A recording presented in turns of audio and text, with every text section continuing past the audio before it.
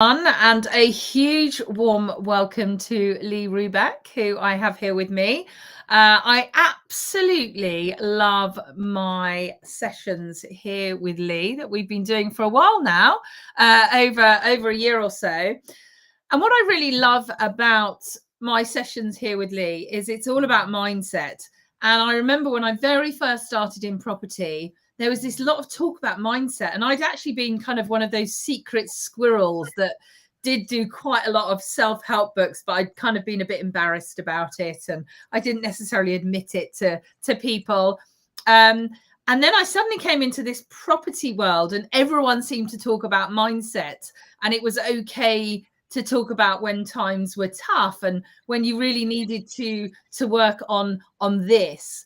And then they started talking about that actually, and there's a classic saying, isn't it? Without the mindset, you end up upset. And I kind of thought, well, that can't be true. It's got to be all knowledge and a bit of mindset. But since then, I've completely kind of flipped that on its head.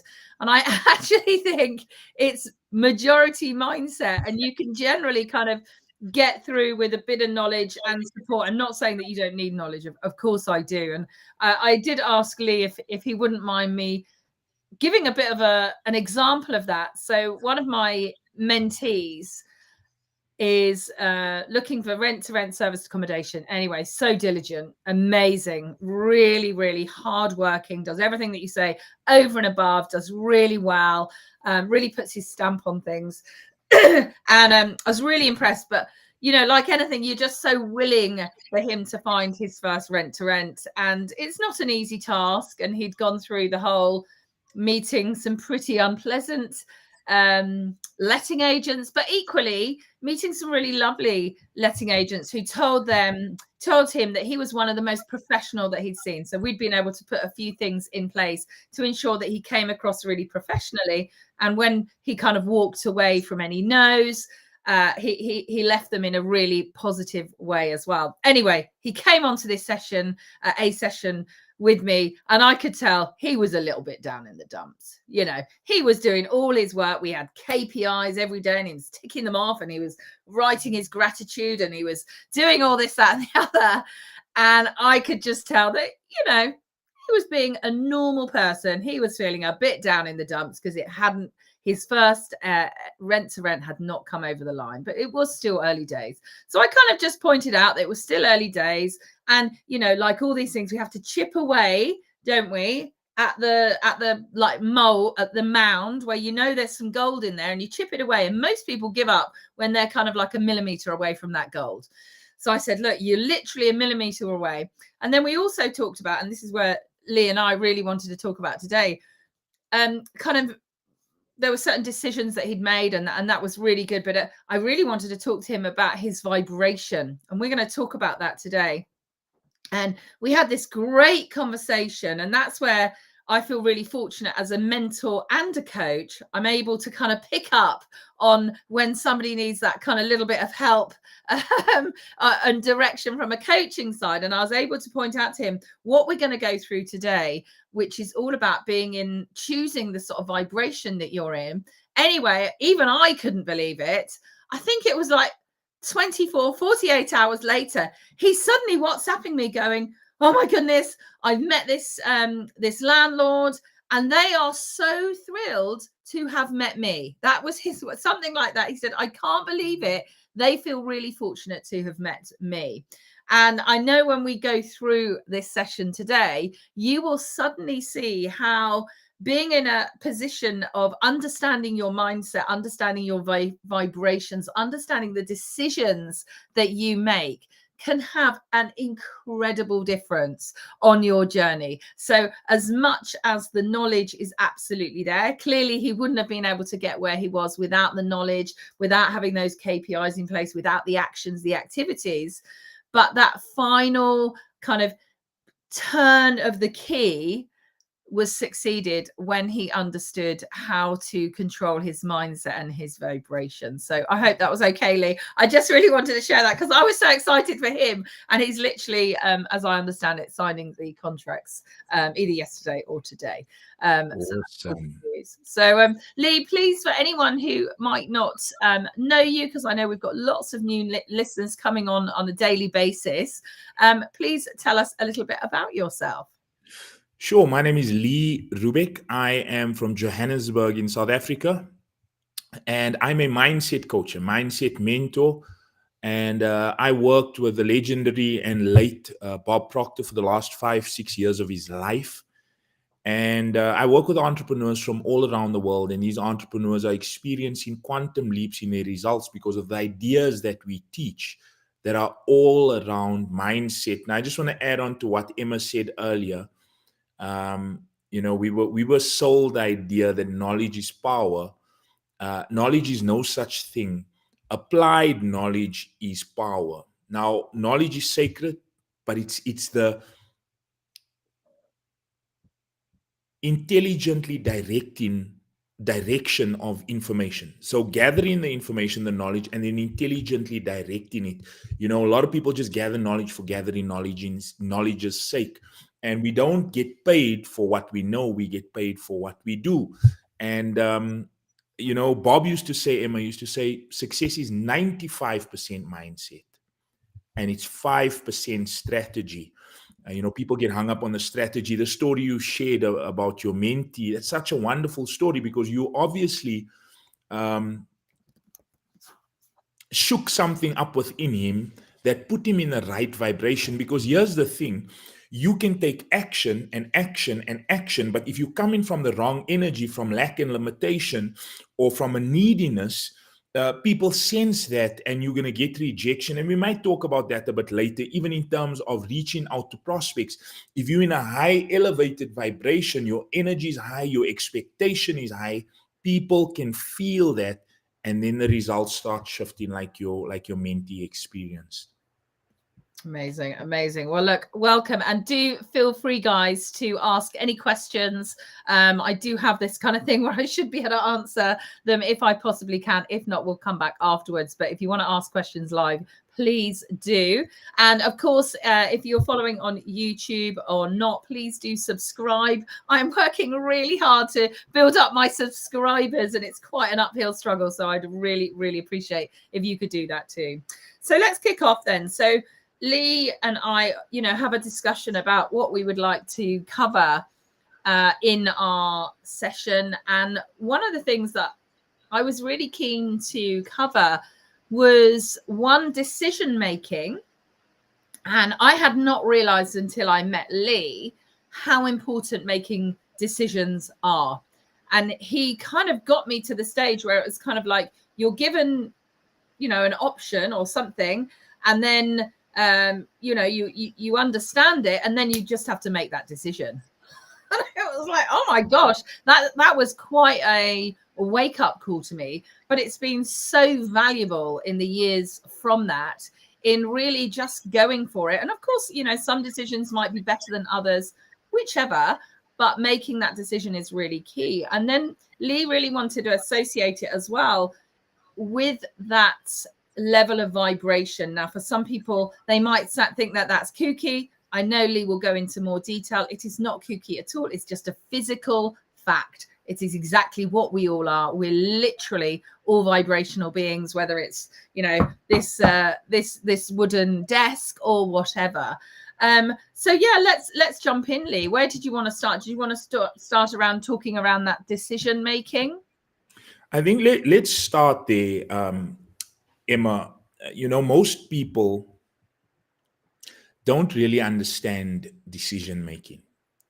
Like, people think they've made a decision when they say, I'm doing this, but they're going to do it in a year or 2 or in 6 months' time. They really haven't made a decision, because decision, if you truly understand it, it's simply action. The opposite of decision is procrastination. Because think of this, a decision without action is no decision at all. So decision is action. And I wanted to kick us off, Emma, with the Bible, right? The personal development Bible. So many of you online, and I see we've got Christian from East London online here. Welcome, Christian. J-Man Patel, welcome. Um, so this book is Think and Grow Rich by Napoleon Hill. This was published in 1937. Hill was commissioned, for those of you that do not know, and if you do not have a copy of this book, please go and get yourself a copy. It is really valuable information. But Hill was commissioned by the world's first billionaire, Andrew Carnegie, to write the world's first philosophy of success. You know, Andrew Carnegie was a steel magnate. He believed that, or he thought to himself, people like himself, Thomas Edison, Henry Ford, Alexander Graham Bell, all of these friends, these colleagues of his, they were all going to their graves with all of this knowledge locked up in their bones. So he commissioned Napoleon Hill to organize this philosophy of success, to interview these individuals. And he gave him personal introduction to 500 of the movers and shakers of those times in the early 1900s. And it took Hill 25 years, a quarter of a century, to formulate this philosophy. Now, if you've read the book, you know that the philosophy is broken down into 13 principles. Now, there's 13 principles of success in this book. And one of them is decision. Napoleon Hill, after interviewing 500 of the world's most successful people over a quarter of a century, he wrote an entire chapter on decision making. And I just want to open up by reading what he starts out with in this chapter, Emma. He says here that an analysis of several hundred people who had accumulated fortunes well beyond the $1 million mark disclosed the fact that every one of them had the habit of reaching decisions promptly and of changing those decisions slowly if and when they were changed.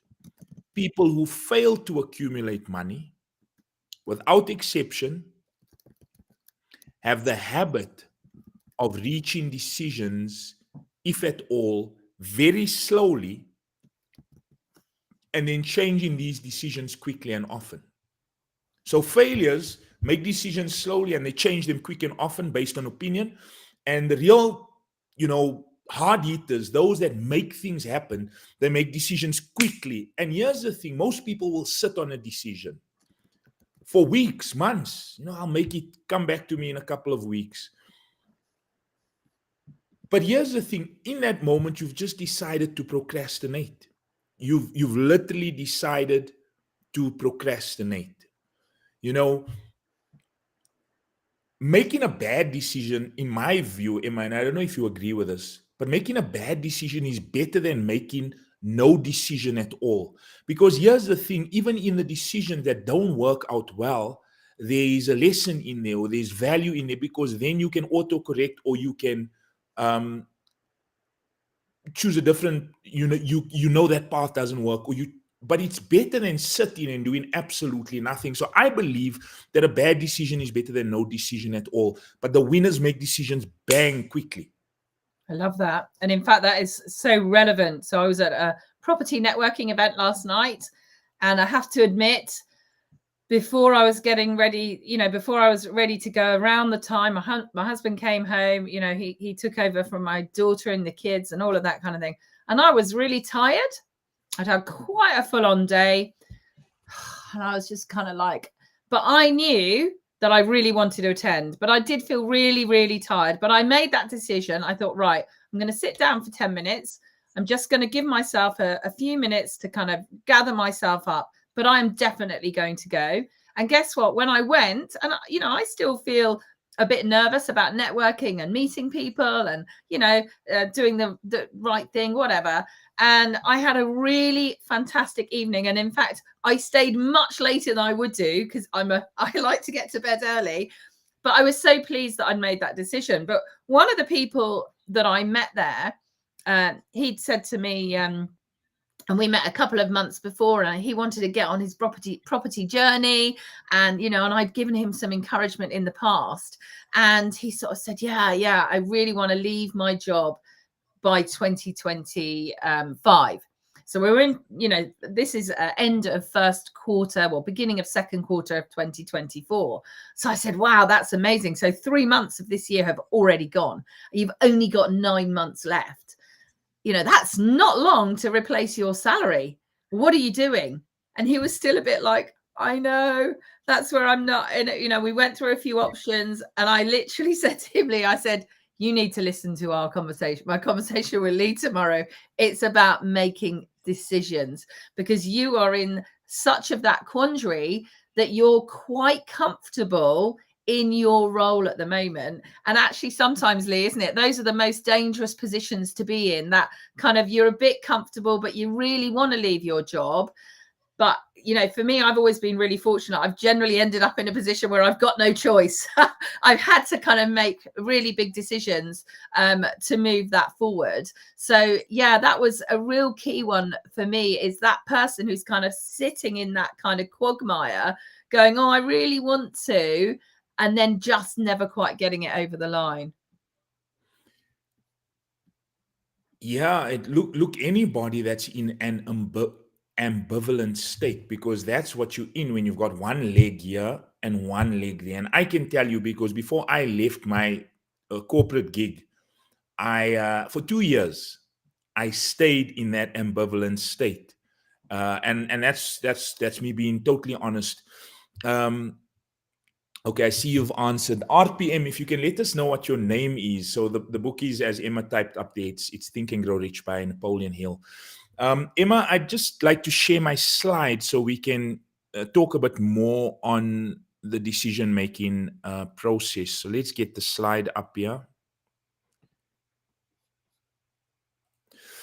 All right, so if you're watching this, I want you to let these lines on your screen, let them represent levels of vibration.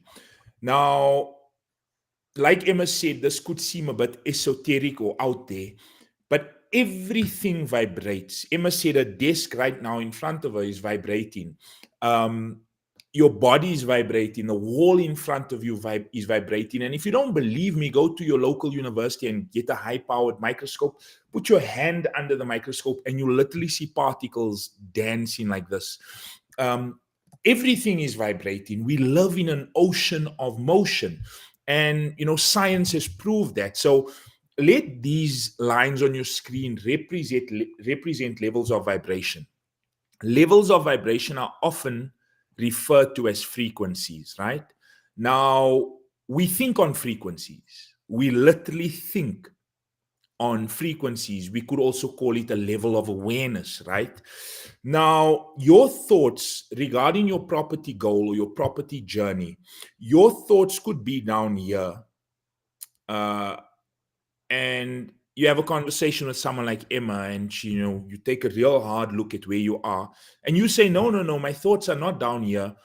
But the results always tell the truth.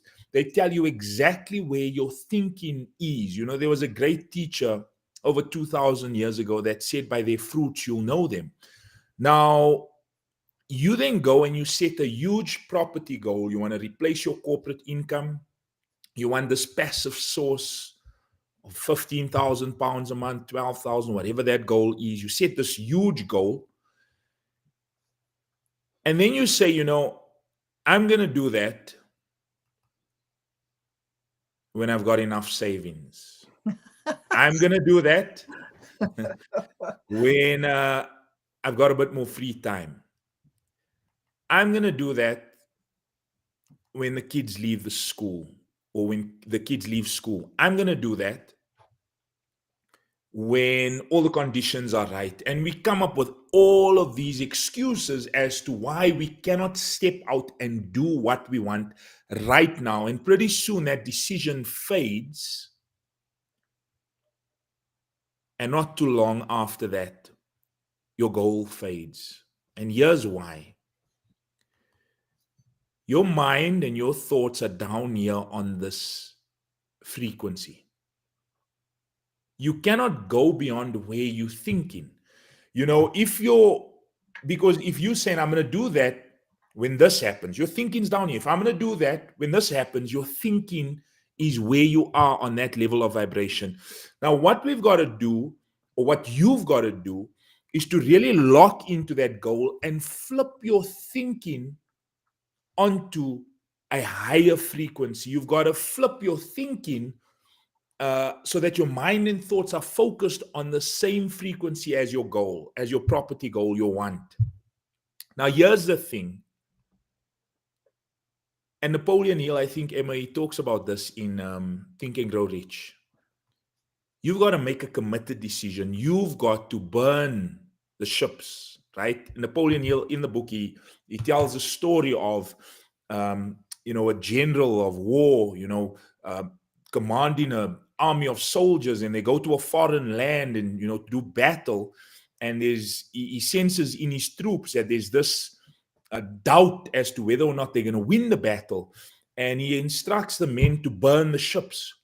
And he says to his men, as the ships are burning, so they can't get back home, they can't leave there, he says to them, see, our ships are burning, so we can't return, we must win. And they ended up winning that battle because they made a committed decision. There wasn't, it's going to happen if this happens, or maybe, or let's see how it goes. They made a committed, or he, as the leader of that group, made a committed decision that we're going to win this battle. And here's the thing, you then start thinking and acting like the person who has already accomplished your property goal. Now, this could initially feel like a bit of pretense, or, acting or being like someone that you're not really not. But here's the thing, go and analyze those people who have really made things happen. They had the vision. They were acting like the person before it moved into form. And some people looked at them and thought, what's going on with Emma? What's going on with Lee? They're acting a specific way. They're acting like, this huge superstar or this property mogul, or they're acting this way. But here's the thing, you've got to think and act like that person beforehand, because that's the only way you're going to attract the thoughts and the ideas to get you to the goal. So you've got to step out boldly, make a committed decision, and want is the only prerequisite for making a decision. Most people stay in their corporate careers unhappy for 30, 40 years. You've got all this immense potential power within you. I don't think there's nothing sadder than that. Like people with all this potential, God-given talent, abilities, gifts, and you sit on it and you go to a mundane, monotonous 9 to 5, day in, day out, and it chops at your soul every day. You got to make a committed decision that I'm going to do this. I'm going to go after what it is that I want. And want is the only prerequisite for you making that decision. And that is why successful people, as Napoleon Hill stated, they make decisions so fast because they know what they want. Now, we'll give a bit of a caveat here, Emma. My mentor, Bob Proctor, he spoke about, and he analyzed mindset and he studied people for 6 decades, right? He's known as a godfather in the personal development industry. And he said, after analyzing people over that period of time, he found that people who make decisions quickly, they've got a very healthy self-image. So they've got a high self-esteem or high confidence level. And then people who do not make decisions fast, who do not accumulate money, that go back and forth and change their decisions frequently and often, those people have a low self-esteem or low self-image. So, that might be something you want to take a look into as well, your self-image and your level of confidence or your level of self-esteem. Do you want to comment on this slide, Emma? Oh my gosh, absolutely. These sort of elements of my learning, certainly over the years, was quite tremendous. And when we started talking about sort of changing your vibration and acting in the way that you want to be, that was a huge jump to me. But what I really enjoyed about it, it wasn't it kind of, it's like you hear a lot of fake it till you make it. And that didn't really I didn't like the word fake, so I didn't really enjoy that. But it was really just behaving in a way that you believe somebody who you want to be like behaves, basically. And I kind of thought, like, how would I behave? So if I've achieved my goal, how would I walk into a room? How would I feel when I walk into that room? How will people respond to me? And what is really amazing, and it still happens now, is sometimes I'm kind of like, wow, they're talking to me in a way I'd imagine somebody would talk to me when I've hit my goal. And that is kind of, it's almost kind of mind-blowing, because quite often we belittle what we have achieved. We dumb down what we have done. And I've certainly done this myself, and I've had a few realizations recently, and it's kind of like, wow, I have achieved quite a few things. That's quite big. But we tend to dumb it down, don't we? We make out that we're not as good as we are. I don't know why we do that, but that's something that we do. So me personally, by changing just even little things, like rather than kind of walking in a room a bit more timid and a bit kind of, and I'm quite lucky, I've got my hat, so I can sometimes hide behind it if I want.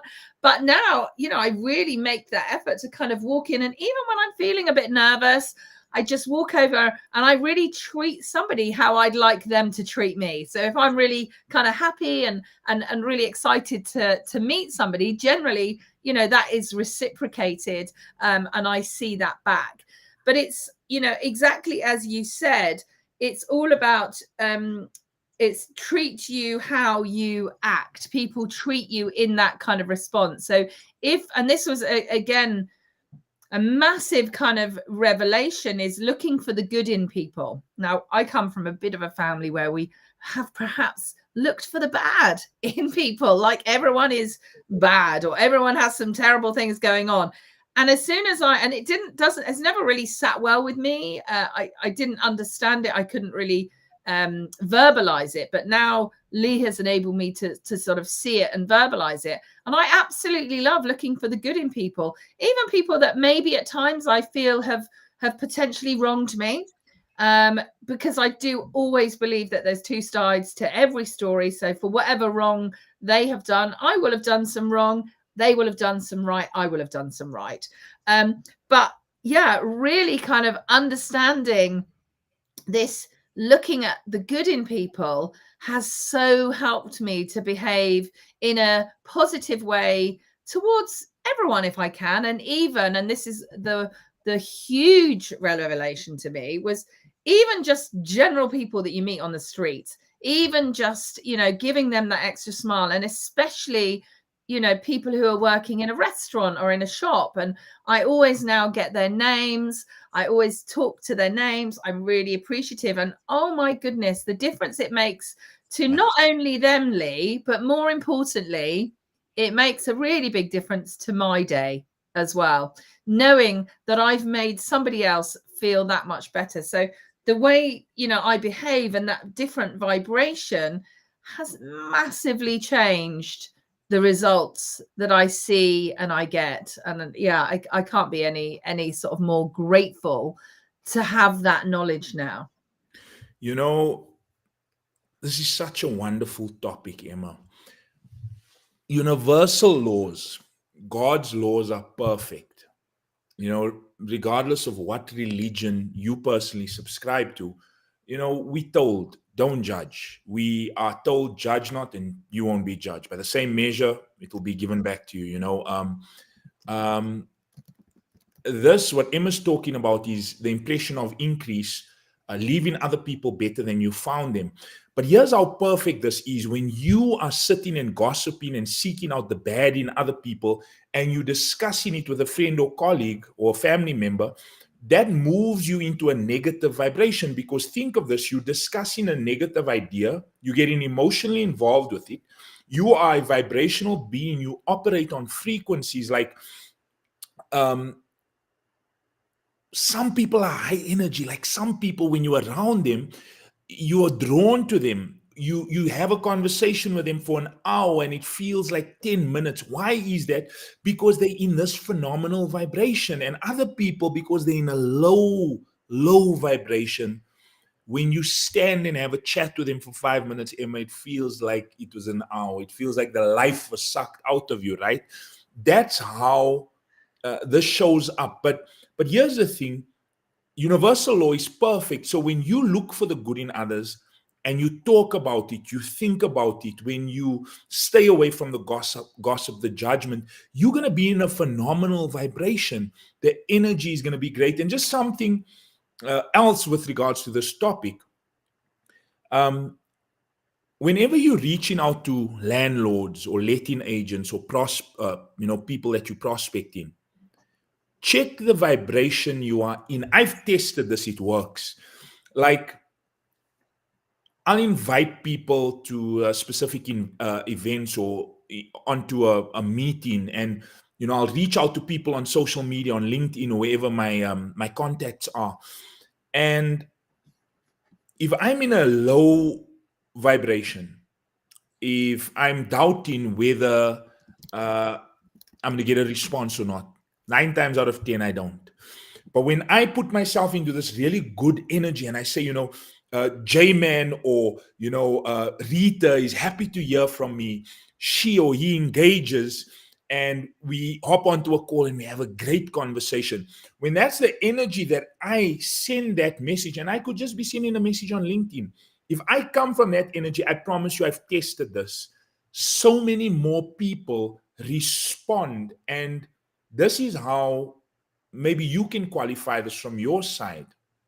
You know how sometimes when you get a message on a WhatsApp message or a message from someone, besides the words that they're saying, it's almost like you can perceive, you can feel their energy in that message.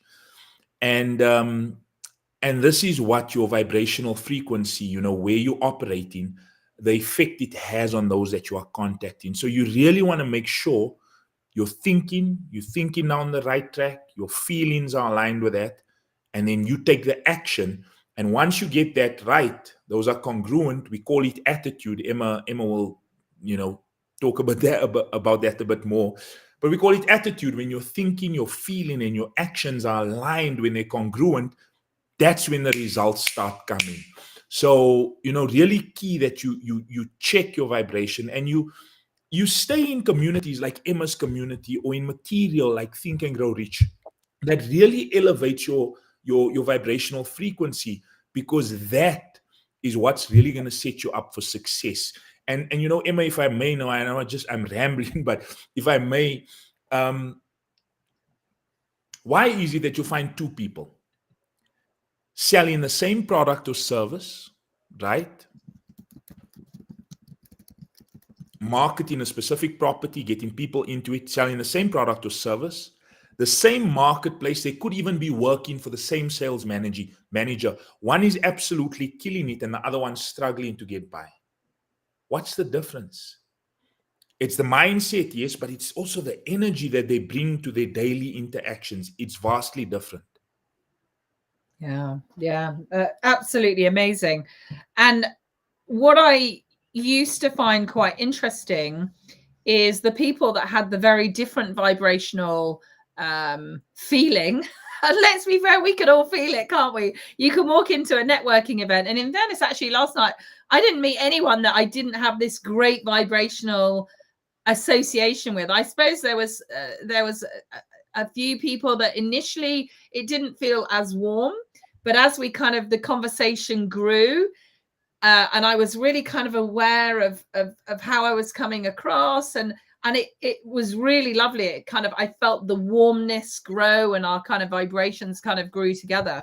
But you're always going to meet, aren't you? Let's be fair, those ones. And I know I've got a couple where I go to these events, and there's this one particular person, and just everything is wrong. Their letting agents is the worst, their tenants are the worst, their properties are the worst. Everything just is the worst for them.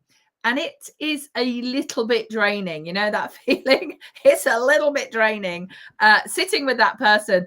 And I kind of do attract a little bit those people because I'm a great listener. And whereas I would used to just sit and listen and you know, I'm now really proactive in really trying to shut it down. And whether it requires me literally just changing the topic, or even, you know, another good one is I say things like, well, you've already got a solution for this, haven't you? So, you know, let's not talk about all the negative parts of it now. Let's know that you have the solution and it's going to be sorted, and then let's talk about something else. And so taking back that control helps me. And even there was a particular time, and my husband's never usually with me, in fairness. This person kind of made a beeline for him, and again, he's a pretty good listener, and I said, you got to control that. You can't be surrounded by that. You know, change the subject or walk away. And I think that is something where, again, going back to decision making, is it's deciding, am I going to spend time with somebody who's going to nourish my soul, who's going to help me grow, who is going to be a positive influence on me, or am I going to spend time with that person? And one of the analogies, I can't remember whether it was you, Lee, I think it is you, Lee, who said this one, is I love it. If you imagine that somebody is in a well, like a really deep well, and they're just there in their well, in their, you know, terrible times with their tenants, terrible times with their SA guests, terrible times with that. And you're there at the edge. Now you make that decision. Either you can climb down into that well with them and be miserable and be on their frequency, or you can reach a hand down and offer to bring them out and pull them out into that better position. And that was a really good one for me to visualize actually how I can help people. And sometimes you just have to walk away from the well. If it's really not going to work for them, you literally have to walk away. And that's, you know, and I'm not saying I'm a better person than them at all. That is not what I'm saying. I'm just saying that we're different. We think differently. We look at things differently. I'm not right. They're not wrong. It just is. And yeah, that was a big change in enabling me to make those decisions to control my environment.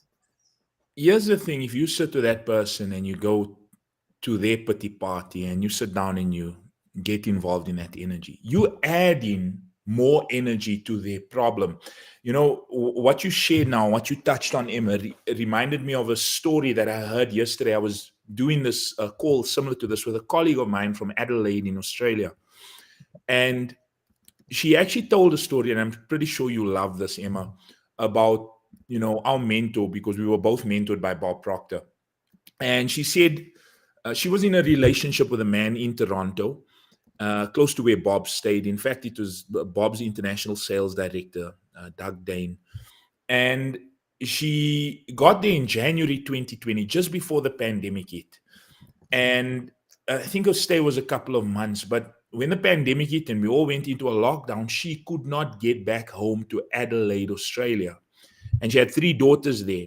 And what happened is, or she has 3 daughters there. What happens, three of her flights were canceled during the pandemic. 3 flights were canceled. And September came around, September 2020. So she had been in Toronto for 9 months. And just after her 3rd flight was canceled, Bob actually, he got wind of it, obviously, and he invited her to come over one afternoon to have a chat. And she's walking into his studio at his home, expecting him to comfort her or to, you know, kind of make her feel better. But she sat down and she's explaining to him the situation, and she breaks out in tears, and, you know, she's crying. I can't get home. I really want to get home before Christmas. I'm missing my girls. And he looked at her from across the table, and she says he said to her with his blue eyes, stared at her, and he said to her, you know why you unhappy and why you crying? And she said, yeah, well, of course, because I can't get home. He says, no, you're unhappy and you're crying because you're thinking of what it is that you don't want. And she said, I love this so much about Bob, because the mentor, your role with your mentees, Emma, is not to get down in that well with them and have a pity party, is to help them work their way out of it, like get out of it. And she said, then Bob came around and he sat in a chair next to her. And he said to her, if you truly understand that, you'll never think about anything it is that you don't want ever again. Now, she couldn't get home. The situation was what it was. I mean, there were no flights. It is what it is. But sitting and getting miserable and focusing on what it is that you don't want is you amplifying that situation. Oh my, that's such a good example. So not property related, but my son, obviously a very important part of my life, 18. Anyway, a year or so ago, he was really adamant that he wanted to join the army at 17. Now, as a mum, I'm sure everyone, I'm not dissuading army. I can see the positives and the negatives of it, but there's a fairly big negative in the fact that you can obviously die. And obviously, as my boy, I want him to be around forever. Anyway, so initially my thoughts were, over my dead body, are you going to be joining the army? But let's be fair, with any teenage kids, that's really not going to get us anywhere, is it? That's going to be a lot of negative friction. Anyway, so I thought, this is not going to work. How can I think in a different way? So I was thinking about it, and I just thought, my gosh, I just think if he goes into the army, on top of anything, he's just going to miss out on loads of amazing experiences that I was fortunate to experience. I went traveling. I did so many incredible things in those kind of formative years, really all the way through to my 30s, until I had kids. Obviously, having kids is amazing too, but I was free, all of those things. So I started planting those seeds. I know you think it's fun to go up the pub locally here at home, but I can assure you that is really such a small, imagine that is really tiny amount of fun that you can have, like the smallest amount of fun. Okay. Now multiply that by 100, by 1,000,000. You can have so much more fun out there, still make a living, still do those things. But I want you to experience that first over the next few years. And then if you want to go into the army, of course, you're an adult, you make your own decisions. Anyway, so we eventually came to the decision for him to go off and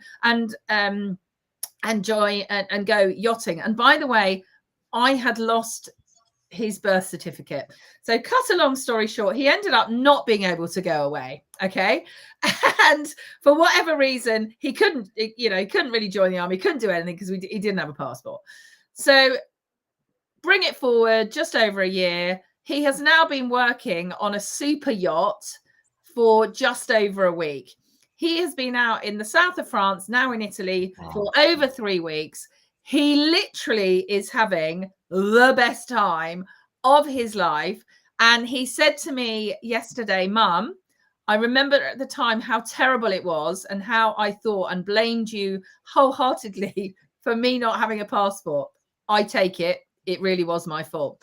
And he said, but do you know what? I'm now so grateful that I did not have my passport, because I think genuinely I would have been in the army by now. And as much as I still love the army and it may be for me in the future, I cannot thank you enough for telling me and giving me this opportunity to do what I'm doing now. And that was kind of like, wow. I feel, he actually saw that a negative, what perceived at that moment as a real negative, was just the ruination of his life. You can imagine as a teenager. But as it's transpired, it's turned into this amazing thing. And then he said, and I might have a month off. I might come home. You can imagine my response. Oh, no. You are going off and you're going to travel here and I want you to travel there and I want you. Oh, really? Do you think I should? Yes, that's exactly what you want to do. So, yeah, absolutely. I love that. Look, and I love how you planted those seeds in his mind, Emma. Often, we get caught up in, just like the example that you used, or, I used with this colleague of mine. Why would you think about anything it is that you don't want? Like if if you becoming what you think about, and your thoughts are inevitably moving into form, and whether we like it or not, or whether we believe it or not, that is the truth. All of the great leaders of the past, they've disagreed on everything, virtually everything, but they've all agreed that we become what we think about. So why would you spend any time thinking about why you can't? The obstacles are there. I'm not saying be detached, but understand it, but immediately be solution focused and look at ways on working around it or getting over it or finding a different way, maybe a different approach. But you constantly want to be thinking in the direction of what it is that you want. Um, Emma, there's just one other slide I'd like to bring up here, um, just to talk a bit more on frequency and decision, if you're okay with that. Absolutely. And thanks, guys, so much for your comments. Do ask any questions. I'm pretty good at sort of multitasking here. So, yeah, go for it, Lee.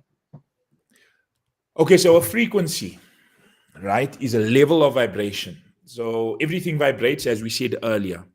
Now, there are an infinite number of frequencies. Now, consider frequencies as all these lines of vibration, right? And every frequency is connected to the one above and the one below. Every frequency is connected to the one above and the one below. Can't really go that deep with this right here, but you are a spiritual being, and that's the highest side of your personality. You are gifted with an intellect, right? That's in the middle. And in the physical world, the material world that we live in, that's the lowest form of vibration. And they are all connected. They are all connected because you can use your intellectual faculties and tap into spirit and make something manifest on a physical level. So all these levels, or all these frequencies, these levels of vibration, they are all connected. Now, let's take an honest look at where you are right now in your life. The amount of money you're earning, the career you're in, where you live in, however your life looks today. Take an honest look at where you are. You can see exactly how you got there. So you can look back. So in terms of this levels of frequencies, we could also refer to it as a level of awareness. So your awareness, where it currently is, if you take an honest look back, you can see exactly how you got there. And now you join Emma's mentorship program, or you get into these property networking circles, and people talk about mindset and setting goals.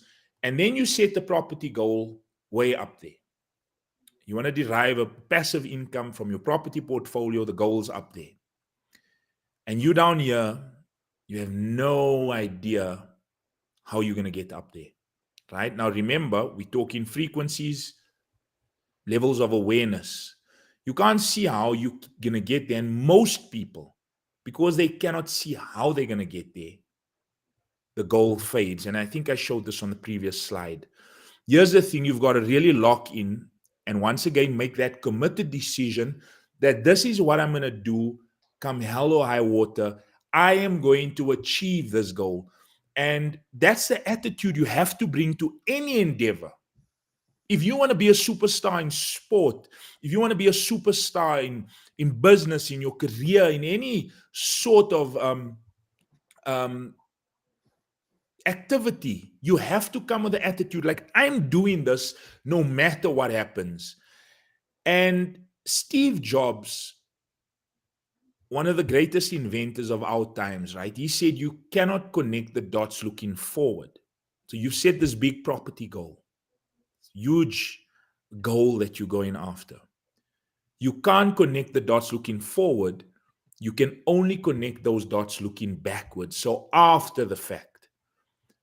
But he said you have to trust that those dots will somehow connect in the future. And here's the thing: you set that big property goal, and even though sometimes you get rejected, you might fall down in certain activities. You constantly need to, this just reminds me, Emma, people have a bad relationship with failure. Like, um, and this might sound strange to a lot of people, I think we've got to make failure our friend. Because if you go and look at, the Richard Bransons of the world, or all these mega successful people, if you go and look at if you do an accounting of their past, you'll see they've got a lot more failures than successes, but they don't take it personally because there's no such thing as failure. We can only learn and grow. We've got to change our relationship with failure, and you lock into that goal, and eventually the dots will connect. Now, here's the thing: if you make that committed decision, you lock into your goal, and you keep taking those active actions every day, and you keep correcting your strategy, changing your approach, keep um, upgrading your mindset, and eventually you connect to the goal. When you get there, you'll realize, gosh, but I could have gone there. And that's tough when you realize, that by holding on to this idea, this goal, you've achieved it, but you could have gone there. Like it's um and that's why you also maybe want a mentor like Emma or like myself, who will help you stretch and set something a bit bigger. um I hope this makes sense. Does this make sense to you guys? Craig, Rita, if you're still online, J-Man, does this all make sense to you? Emma?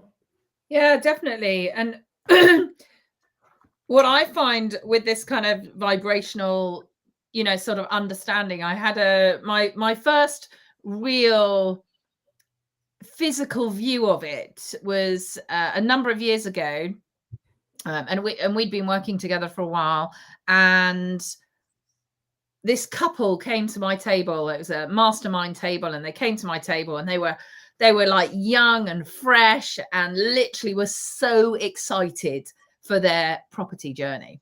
And anyway, as we do, we went around and we found out a little bit about each of the people around the table, and they told this tremendous story. And they said that basically they had made this decision. They'd saved up enough money to for a deposit, and they'd suddenly seen all these property opportunities that they perceived to be opportunities. And then they kind of realized that perhaps they might need a bit of knowledge as well, and so they were aware that they may need this. But it all they were doing was just talking about it, being really excited about it. So clearly, if we look on your sort of vibrational chart, they'd kind of gone from down here being kind of their normal people, and suddenly they were kind of zooming up these vibrational levels, their energy levels. I mean, you could literally see it. Anyway, they told this story of they'd made these decisions that they were definitely going to go and do property, and they were just really excited. And they went on, and they were due to go on holiday. So they went on holiday and got on the plane, went there. Anyway, yeah, they were still in this kind of, when they were out there, that's barely all they spoke about. Anyway, it just so happened that they were at the bar one evening, or for instance, and they started talking to this other couple, and yabbering away, and they had a night out with them and got on really well. It's that kind of couple where just everything gels, you're on a real laugh. And they were like, wow, we really enjoyed it. And the next day they met each other beside the pool, and probably a little bit hungover, but still reminiscing of the fun evening they'd had. And then suddenly they started talking about other normal kind of day-to-day things, and it transpired that the other couple that they'd met were really successful property investors and happened to run a very big training company, which was Touchstone. So it was Abby and Gordy, if anyone knows of them. And it was just so tremendous that they had completely changed their vibration. They were suddenly completely attracted, because I can assure you, Abby and Gordy would not be talking to people who were like, oh, we would like to, or these guys were so determined. And as a result of that, they then obviously joined the decided to go and get some training, and I was fortunate enough to be able to help them. But it was just a really tremendous story, and it showed me, and I was kind of like, wow, it was due to them changing their vibrational frequency. Under normal circumstances, they just would not have got on because they would have been on completely different vibrational levels. So you just don't know on a daily basis. If you're not feeling in the right place, if you're not where you feel you should be, you are missing out on a lot of things because the world gives you everything that you need. It's just sometimes we're not there for it. We're not open to it. We're not seeing it. And that's one of the things that, yeah, I find kind of really interesting. So just in these last few minutes, Lisa, I know you've spoken about self-image and all of those things, but what would you advise people is kind of the best path to look at to get from this, X here on the vibration to the X here? What kind of are the general things that we can start really thinking about and incorporating into our lives? So let's look at it on a very technical level. What you want, right, is just on a different frequency. Your goal that you're currently going after is on a different frequency. Now, let's look at it on a technical level. Right now, your physical body is vibrating. It's vibrating right now. But we've got to understand what affects the vibration of your physical being. So you've got a conscious mind and you've got a subconscious. Now, it's not what you think, not the knowledge you have in your conscious thinking mind that affects the vibration of your body. It's what's happening in that deep part of your mind, in that unconscious, that subconscious part of your mind. What's in the paradigm, the mental program that lives there, the paradigm dictates the vibration of your body. It dictates the vibration you're in. And when you move like this couple, Emma, when you move into an elevated vibration, your action changes. But not only does your action change, because there are universal laws that apply to all of us. When you move into that elevated vibration or that vibration of having your goal already accomplished, you internalize the goal, you internalize the ideas on the person, the woman, the man or woman who's already accomplished that goal. What happens, because you constantly connected to this higher power, right? Whatever, even if you want to just see it as a universal power, the people, the resources, and the circumstances start coming. So it's no chance that this couple that was just new into the property game, that they bumped into Gabby, and you said her husband's name, Emma? Abby and Gordy. I mean, they're not, but yeah. Abby and Gordy. It's Yeah. no chance. I mean, it might seem like a chance meeting, but when you look back, you'll see exactly how you got there. But that's because they were getting emotionally involved with different ideas. So to answer your question, how do you elevate your vibration? How do you flip yourself onto a different frequency? My advice to anybody is mentorship. Mentorship is key. Someone will often come to me after we have a meeting or we do a seminar or a webinar, and they'll say, how do I change my paradigm? How do I internalize these ideas? And I'll often say to them, you've got to get involved in an elite level mindset coaching program combined with professional coaching over a reasonable period of time. So 6 months, a year, somebody who's walked the path already, like Emma, who can hold your hand, who can, elevate your thinking and your awareness around the property game.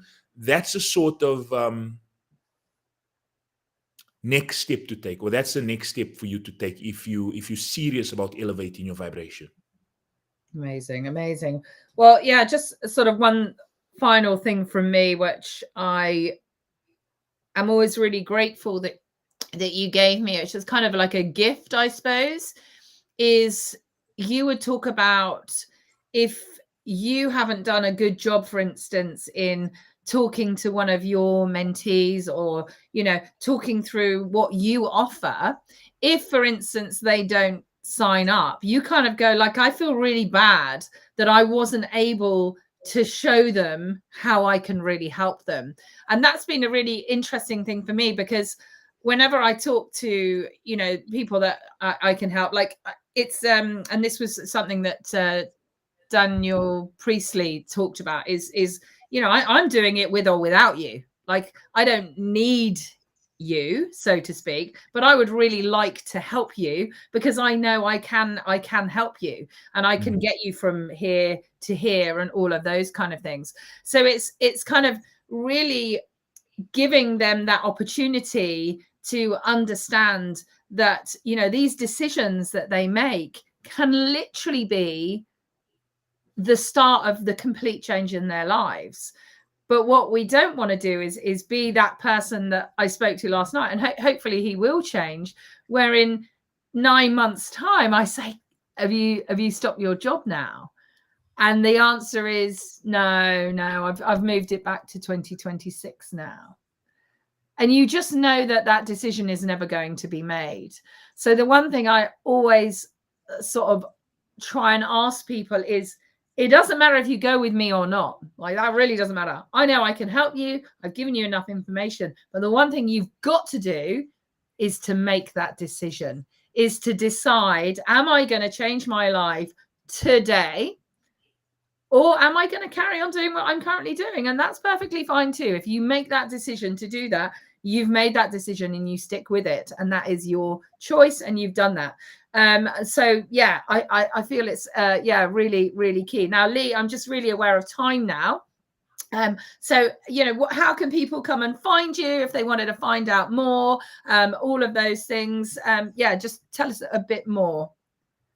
Oh, I'm just wanting to read this, actually. Rita said, I completely agree with everything you're saying, Lee, although it's very easy to get stuck in the weeds. With all the kind of childcare, full-time job, sorting out household bills. Absolutely. But not having a clear mind and truly focused 100% on that big goal. Okay, so for those of you listening to this, if you'd like to get more information and a pathway to help you elevate your vibration and to get in harmony with what it is that you want, that personal, professional goal, the business goal you're going after, I'd like to invite you to a webinar that we are doing, a 1-hour webinar that we are doing next week, Thursday, the 18th of April. Now, the information that we touched on here today, I mean, really valuable. But if you really want to go deep, the webinar is called Face Your Fears and Achieve Any Goal. And in that hour, there's 3 key takeaways, 3 things that you're going to get away from the time invested. Number 1, and this is decision making. Yes, you got to make a firm decision with where you are, with the knowledge you have, and but before you're able to make those decisions effectively, you have to know what it is that you want. So the first part of that webinar, I teach on the 3 different types of goals, and then which is the best one for you to pursue, or which is the best one that's worth trading your life for. Now, whatever you're doing right now, you trade in your life for it. So you might as well trade it for something that's really worthy of you. Something, if you're God's highest form of creation. And this is what we're going to get into in that first segment. The second thing you're going to take away is I'm going to give you a proven formula to achieve any goal that you desire, as long as it's within the limits and bounds of nature, to achieve any goal you desire, even when you don't know how. And then thirdly, I'm going to show you how to overcome fear so that it does not sabotage your success. Because I can tell you, when you're really going after a big goal that you have no idea how you're going to achieve, something that's really a fantasy right now that's going to stretch you, fear is a natural preamble. You've got to understand the psychological process behind that. So when you come up against it, you identify it and you can move through it. So those are the 3 things that we're going to be covering in the webinar next week, Emma. And I think the webinar is 50% full. So, whenever you're watching this, if you're watching this right now, we're going to drop the link here. Really go click on the link and register and secure your seat before, because there's only 100 seats. And I look forward to seeing you on the webinar next week. Absolutely. Yeah, I'm going to do that as soon as we jump off here. I'll share the link across all the social media streams that we are currently on. But yeah, Lee, thank you as always. I have, as always, written loads and loads of notes myself. It's helps me to talk to you. It's so valuable to go over and over and over and over all of these things that we talk about, because every day you are a different person. Each step you need to go forward. So, oh, that's lovely. Rita has written, awesome. Thank you, Lee and Emma. So yeah, we really appreciate everyone being here. Yeah, please do, if you want to spend more time with Lee, which I love doing, then do jump on his webinar as well. And yeah, we'll look forward to seeing you next time. Lee, any closing words? Thank you once again for the opportunity to serve your community, Emma. And just remember that what you want is here. It's just on a different frequency. Get in harmony with it. I love that. I love that. Okay, Lee, thank you so much. Take care, guys. Go and smash it. Get onto that vibration where you are getting what you want, where you want, how you want. Just change and move upwards and you will get there. So yeah, take